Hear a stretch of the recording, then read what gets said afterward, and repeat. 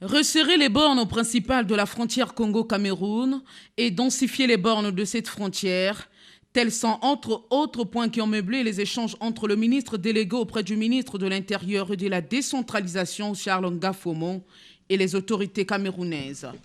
La question de la frontière commune entre les deux pays, non pas que celle-ci pose des problèmes particuliers, mais parce que les deux pays, comme la plupart des pays sur le continent, doivent tout mettre en œuvre pour répondre aux instructions de l'Union africaine qui a engagé les États membres à la démarcation de l'ensemble de leurs frontières, ceci à l'horizon 2022. Du communiqué final ayant sanctionné les travaux, les deux parties se félicitent de l'absence de litige à leurs frontières communes. Au terme des échanges, les deux délégations ont recommandé la création d'une commission technique mixte des experts en matière de frontières entre les deux pays. Deuxièmement, la définition d'un chronogramme d'activité de cette commission assorti d'une estimation des ressources financières à sa mise en œuvre.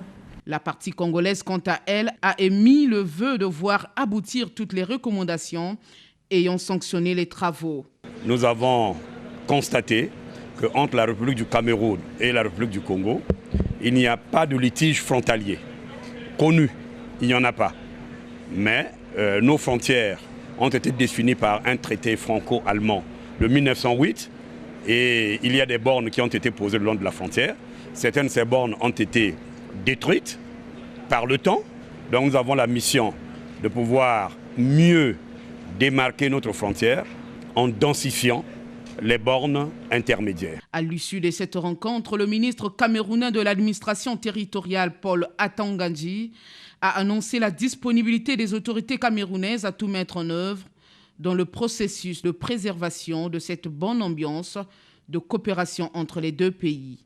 Le gouvernement de la République du Cameroun réitère toute sa disponibilité à jouer son rôle dans le processus de réhabilitation, de resserrement et de densification des bornes intermédiaires ou secondaires au niveau de cette frontière.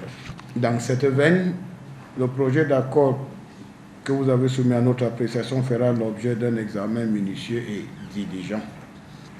L'importante moisson que nous venons d'enregistrer est incontestablement à la mesure des enjeux qui interpellent nos deux États. Au terme de ces assises, le Congo s'est prononcé pour accueillir la prochaine rencontre qui du reste se tiendra à Ouesso dans le département de la Sangha.